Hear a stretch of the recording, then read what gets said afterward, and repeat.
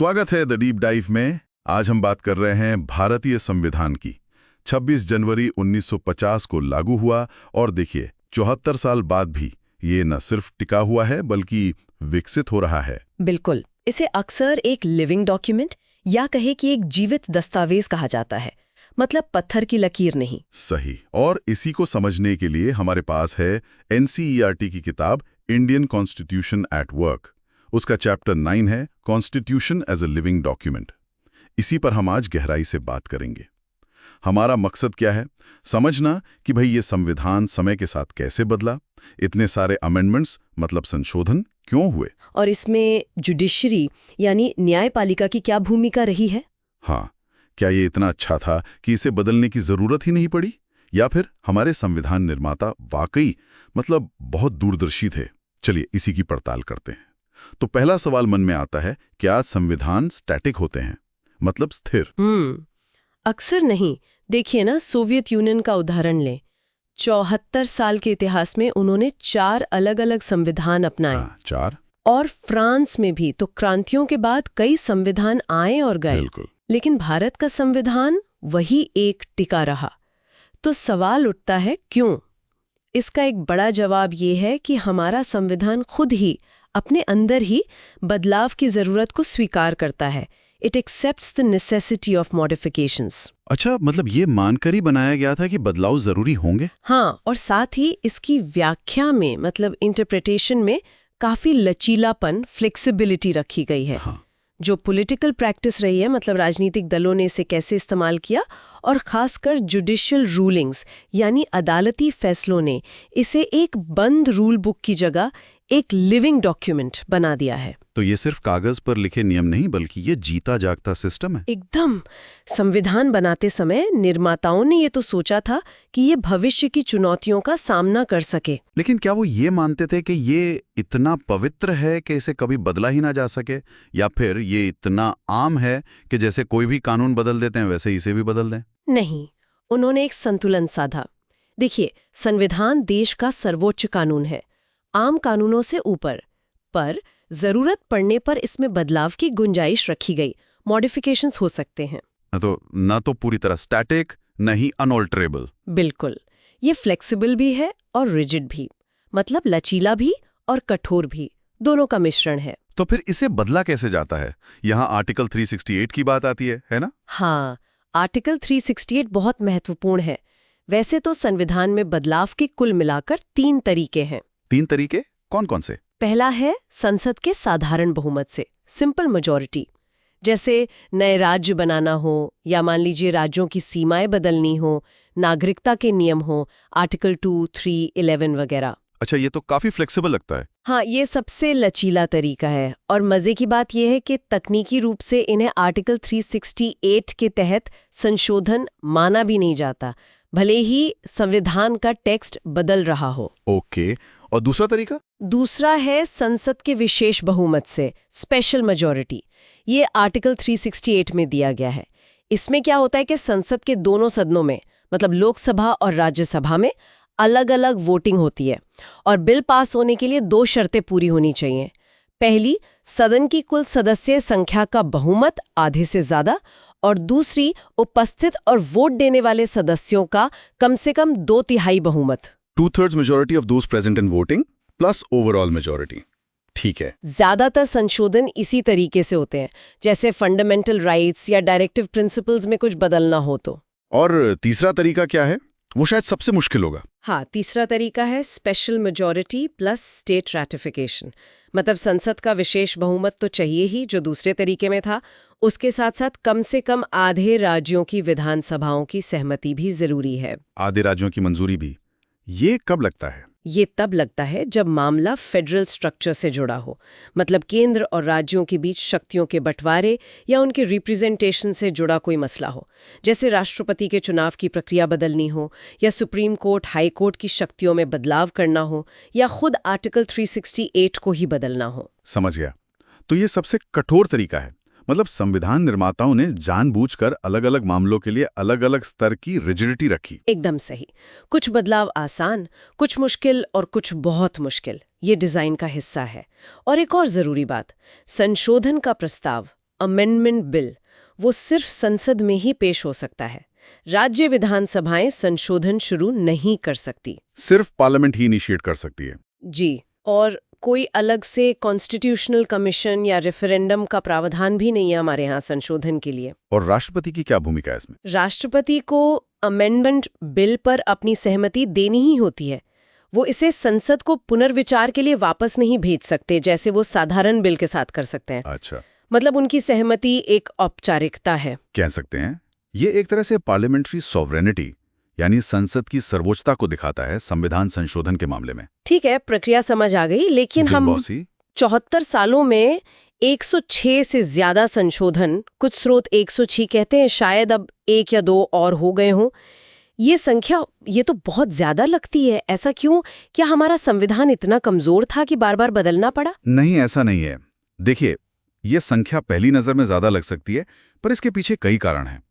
और ये समझना जरूरी है कि हर अमेंडमेंट कोई बहुत बड़ा बुनियादी बदलाव नहीं होता। अच्छा, तो फिर कैसे समझे इन संशोधनों को? हाईकोर्ट के जज की रिटायरमेंट एज 60 से बढ़ाकर 62 साल कर दी गई, ये 15वां संशोधन था। या जजों की सैलरी बढ़ाने के लिए 54वां संशोधन आया। या फिर SC/ST समुदायों के लिए जो लोकसभा और विधानसभाओं में आरक्षण है, उसे हर 10 साल पर आगे बढ़ाना पड़ता है। ये भी टेक्निकल तौर पर संशोधन ही है। हाँ, ये तो रूटीन जैसा लगता है। बिल्कुल। या एक और उदाहरण है, राष्ट्रपति को मंत्रिपरिषद की सलाह मानने के लिए बाध्य करना। ये 42वें संशोधन से आर्टिकल 74(1) में जोड़ा गया, पर सच तो यह है कि ये चीज पहले से ही प्रैक्टिस में थी, कन्वेंशन के तौर पर। उसे बस लिख दिया गया। तो ये सब तो हुए छोटे मोटे एडजस्टमेंट्स। दूसरा ग्रुप क्या है? दूसरा ग्रुप उन संशोधनों का है जो डिफरिंग इंटरप्रिटेशंस की वजह से हुए। मतलब जब संसद और न्यायपालिका की संविधान की व्याख्या अलग अलग हुई। अच्छा, पार्लियामेंट वर्सेस जुडिशरी। हाँ, कुछ हद तक, खासकर शुरुआत के सालों में। फंडामेंटल राइट्स यानी मौलिक अधिकार और डायरेक्टिव प्रिंसिपल्स यानी नीति निदेशक तत्वों के बीच क्या संबंध है, किसकी प्रधानता है, इस पर काफी बहस चली।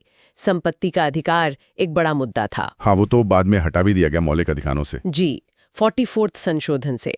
तो कई बार ऐसा हुआ कि सुप्रीम कोर्ट ने कोई फैसला दिया और संसद को लगा कि वो फैसला उनकी समझ या इरादे के मुताबिक नहीं है, तो उन्होंने संविधान में संशोधन करके उस फैसले के असर को बदलने की कोशिश की। ये खींचतान कब ज्यादा हुई? ये खास तौर पर 1970 से 1975 के दौर में काफी देखने को मिला। समझ गया।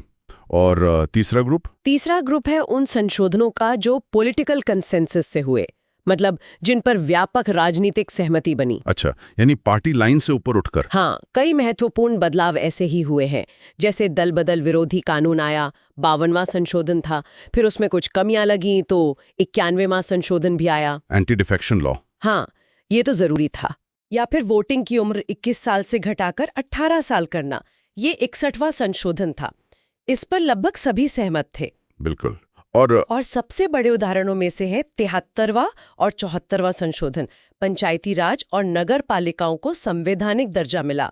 ये तो जमीनी लोकतंत्र के लिए मील का पत्थर साबित हुए। हाँ, ये तो बहुत बड़े बदलाव थे। इसी तरह आरक्षण के दायरे को लेकर भी समय समय पर संशोधन हुए, जैसे 77वां, 81वां, 82वां संशोधन। ये अक्सर राजनीतिक सहमति से ही पास होते हैं। कोalition सरकारों के दौर में भी, जैसे 2001 से 2003 के बीच, कई संशोधन आम सहमति से हुए। तो ये 3 श्रेणियां हो गईं, तकनीकी, व्याख्या संबंधी और राजनीतिक सहमति वाले। लेकिन क्या कुछ संशोधन ऐसे भी थे जो बहुत विवादास्पद रहे हों, कंट्रोवर्शियल? बिल्कुल, ऐसा भी हुआ है। सबसे ज्यादा विवाद शायद इमरजेंसी के दौरान 1975-77 पास हुए संशोधनों को लेकर हुआ। इमरजेंसी का दौर, हाँ। कौन से थे वो? उस समय 38वां, 39वां और खासकर 42वां संशोधन पास किया गया। सेकेंड अमेंडमेंट तो बहुत ही व्यापक था। 42वीं अमेंडमेंट, इसे तो मिनी कॉन्स्टिट्यूशन भी कहते हैं ना? हाँ, कहा जाता है, क्योंकि इसने संविधान के कई हिस्सों को छुआ। प्रिएम्बल यानी प्रस्तावना में शब्द जोड़े गए, करीब 53 आर्टिकल्स में बदलाव किए गए, लोकसभा का कार्यकाल 5 साल से बढ़ाकर 6 साल कर दिया गया। 6 साल? जी। फंडामेंटल ड्यूटीज यानी मौलिक कर्तव्य जोड़े गए। और सबसे चिंताजनक बात, जुडिशरी की जो रिव्यू पावर है, न्यायिक समीक्षा की शक्ति, उसे कम करने की कोशिश की गई। ये तो संविधान के मूल संतुलन को बिगाड़ने कैसा लगता है। बिल्कुल, इसीलिए ये बहुत विवादास्पद रहा। लेकिन फिर क्या हुआ? हाँ, फिर क्या हुआ? 1977 में इमरजेंसी हटी, चुनाव हुए, नई सरकार आई और उस सरकार ने आते ही 43rd और 44th अमेंडमेंट्स पास किए। 43rd और 44th। हाँ, इन संशोधनों के जरिए 42वें संशोधन के जो सबसे विवादास्पद प्रावधान थे, उनमें से ज्यादातर को रद्द कर दिया गया। जैसे लोकसभा का कार्यकाल वापस 5 साल किया गया, जुडिशरी की शक्तियां बहाल की गईं, एक तरह से संविधान के मूल स्वरूप को वापस लाने की कोशिश की गई। अच्छा, तो वो एक तरह का कोर्स करेक्शन था। जी, ये दिखाता है कि लोकतांत्रिक प्रक्रियाएं कैसे खुद को ठीक भी कर सकती हैं। बिल्कुल। अब यहाँ कहानी एक बहुत ही दिलचस्प मोड़ लेती है। बेसिक स्ट्रक्चर डॉक्ट्रिन के बाद मूल ढांचे का सिद्धांत। ये क्या बला है? बला नहीं है, ये भारतीय संविधान के विकास में एक मील का पत्थर है। ये सिद्धांत सुप्रीम कोर्ट ने 1973 के बहुत प्रसिद्ध केशवानंदा भारती केस में दिया था। केशवानंद भारती केस 1973। पर ये बेसिक स्ट्रक्चर है क्या? क्या ये संविधान में कहीं लिखा है? नहीं, यही खास बात है। ये शब्द बेसिक स्ट्रक्चर या मूल ढांचा ये संविधान में कहीं नहीं लिखे हैं।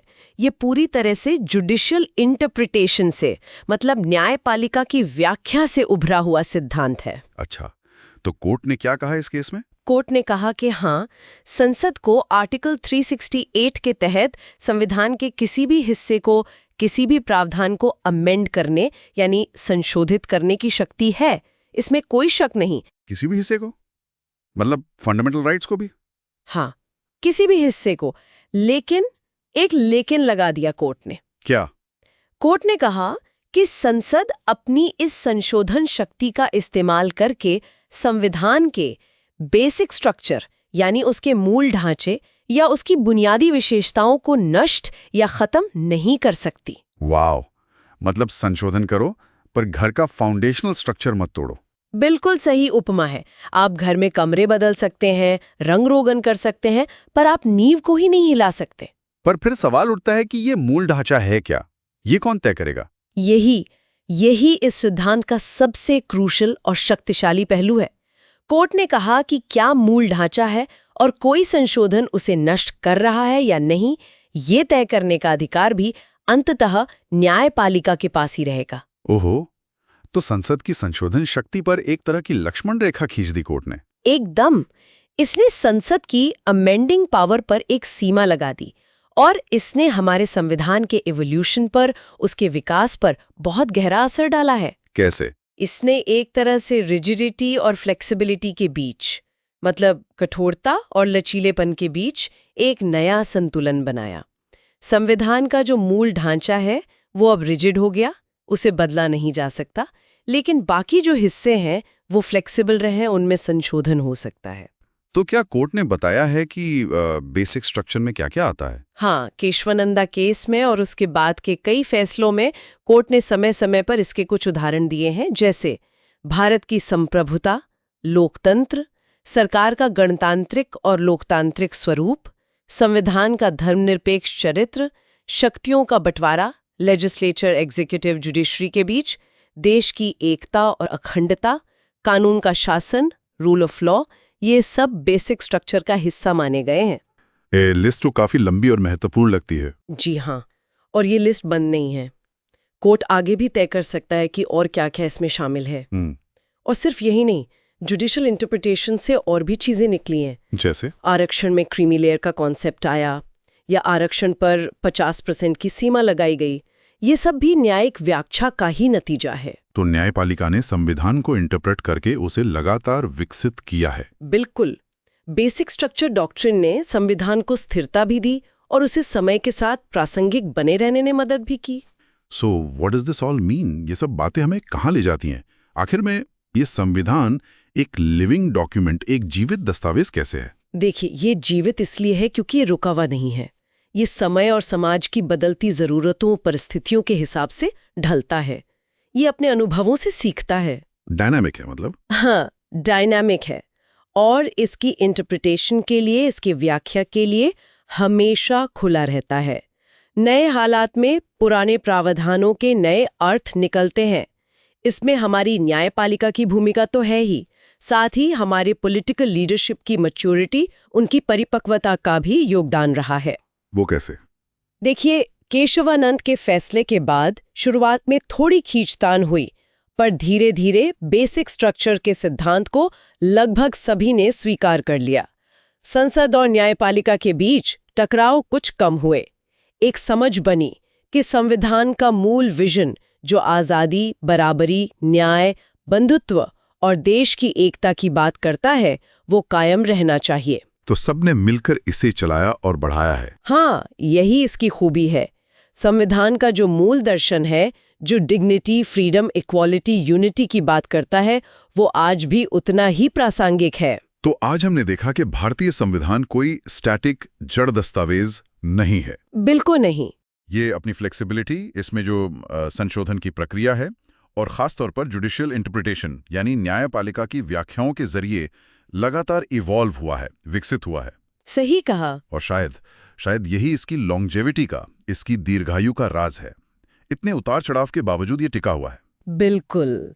और अंत में एक सवाल सोचने के लिए छोड़ा जा सकता है। हाँ। कि संविधान की असली ताकत किसमें है? क्या सिर्फ लिखे हुए शब्दों में, या संसद की सर्वोच्चता में, या न्यायपालिका की व्याख्या करने की शक्ति में, या फिर लोगों में, लोगों की इसे अपनाने और इसका सम्मान करने की इच्छा में?